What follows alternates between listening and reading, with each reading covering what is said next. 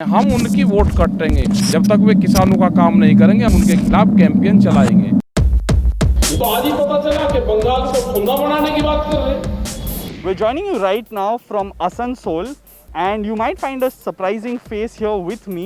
On the ground for the campaigning for the election in West Bengal is farmer protest leader Rakesh Tikait.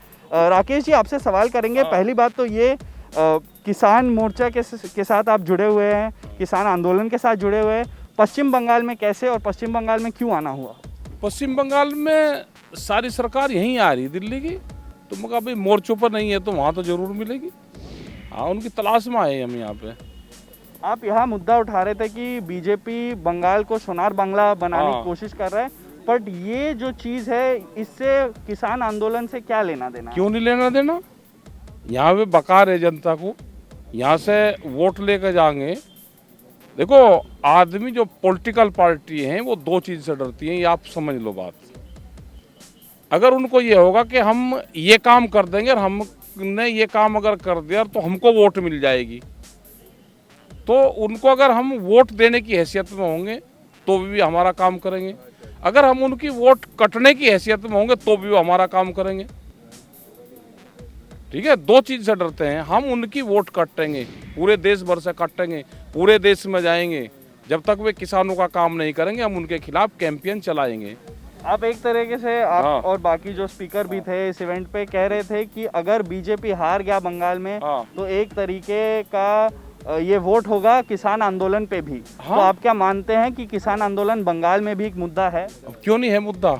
हमने यहाँ के बंगाल के किसानों को कहा कि वो आपसे एक मुट्ठी चावल मांग रहे। चावल नहीं मांग रहे, इतना कमज़ोर थोड़ा है कि वो एक मुट्ठी चावल बना के उनको अनाज की कमी है। वो एक मुट्ठी चावल से किसानों को जोड़ रहे, उससे उसकी वोट मांग रहे हैं। हमने उसको कहा कि वो किसान अपने चावल को 800 रुपये क्विंटल बेचता है। उसका जो भाव है, जो पार्टी उससे चावल मांग रही है, उसका भाव है 1885 रुपया, 65 रुपये। वो मांगो उससे।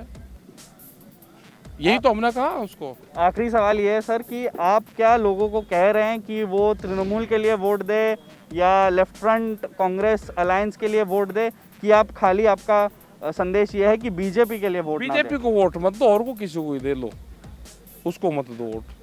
हमने तो देख रखी वहाँ पे सब।